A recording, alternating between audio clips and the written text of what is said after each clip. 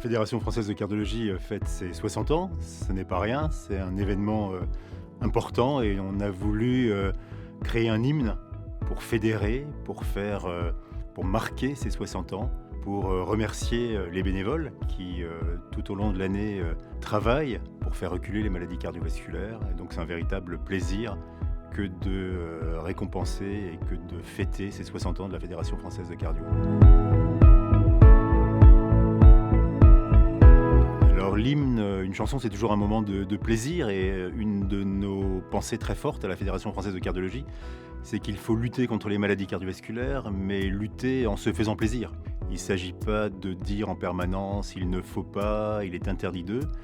Il faut faire de l'activité physique avec plaisir et donc chanter. C'est aussi une activité pas forcément intense, mais c'est aussi une activité ludique qui permet de rassembler et qui nous fait plaisir. Alors, le rôle de la Fédération française de cardiologie, c'est de lutter contre les maladies cardiovasculaires. Les maladies cardiovasculaires restent un fléau extrêmement important.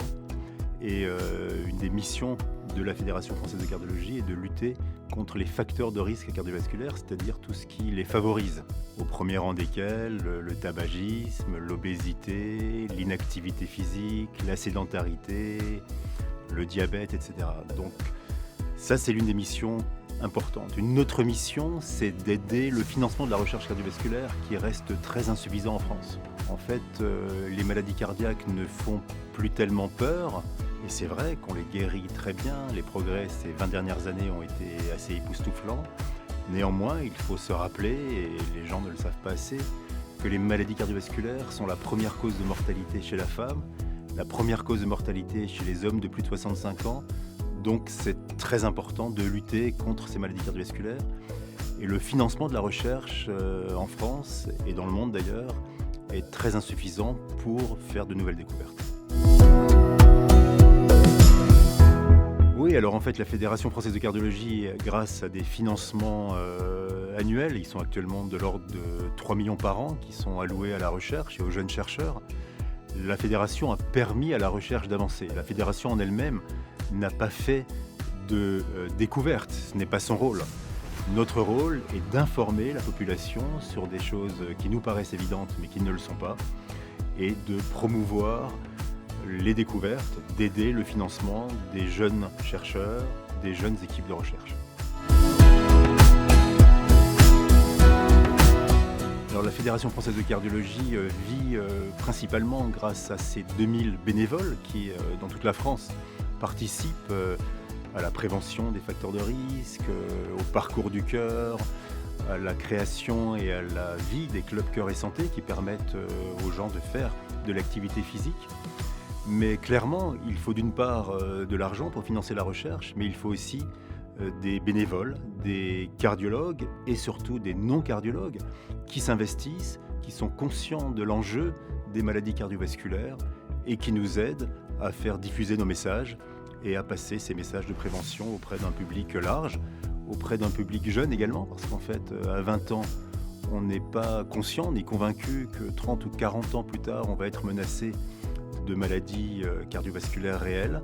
Mais par contre, c'est à 20-30 ans qu'il faut déjà s'en occuper et prévenir les facteurs de risque éventuels.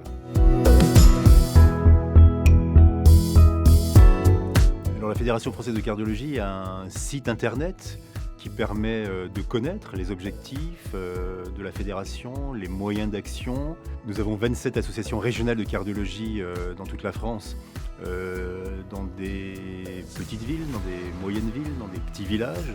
Donc tout un chacun peut trouver l'activité qui lui convient. Sur ce site de la Fédération française de cardiologie, il figure également des conseils de prévention. On peut également trouver ce qu'on a développé, c'est ce qu'on appelle un score de risque, c'est-à-dire une évaluation de son risque personnel cardiovasculaire à partir de questions extrêmement simples. Fumez-vous? Avez-vous du diabète? Mangez-vous salé? On peut estimer et voir si on a un risque cardiovasculaire faible, moyen ou important. S'il est important, il sera conseillé d'aller voir son médecin.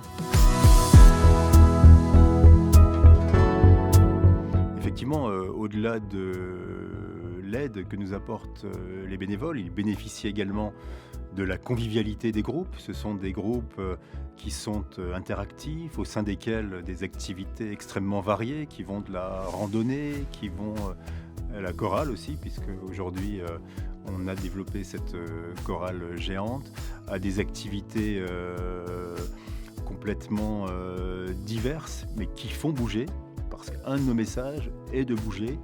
Et effectivement, la vie actuelle, les écrans, tout ceci nous incite à rester sédentaires, et donc nous voulons tous ensemble favoriser le mouvement, et le tout avec plaisir si possible.